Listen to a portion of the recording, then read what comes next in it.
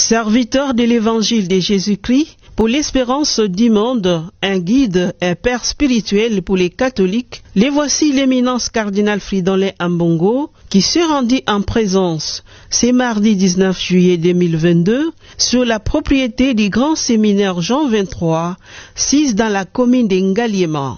Accompagné de son vicaire général, Monseigneur Carlos Ndaka, les deux pasteurs sont arrivés sur le terrain qui tente d'expolier les sans-lois.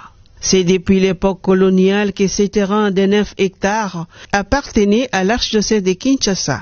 C'est ce que nous explique Monseigneur Carlos Ndaka, vicaire général de l'archidiocèse de Kinshasa.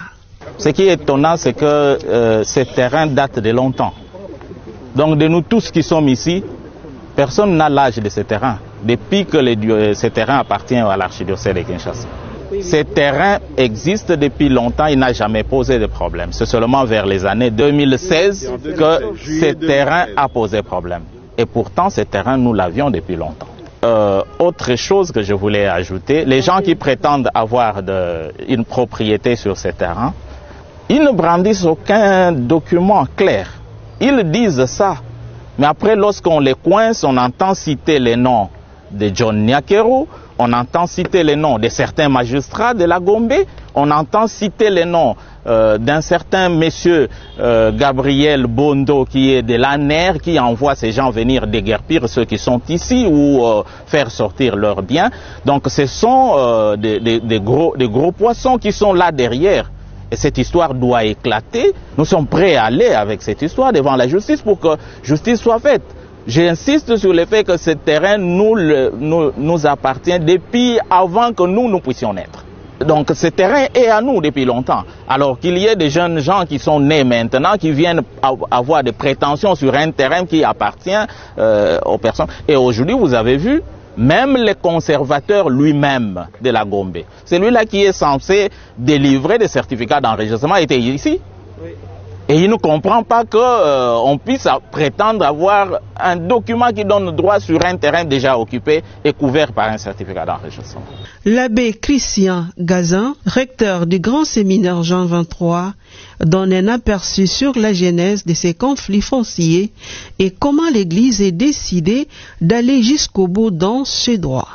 Nous sommes venus aujourd'hui pour faire une descente sur terrain sur cette partie de notre parcelle de la concession du grand séminaire de théologie Saint-Jean 23 qui est convoitée par des personnes non autrement identifiées, mais il y a des noms des personnes qu'on cite, qui prétendent que cette partie leur appartiendrait.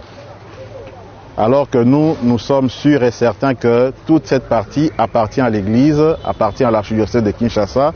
Nous avons le titre de propriété qui nous octroie cette partie dans toute cette concession qui allait même jusque là au Baoba.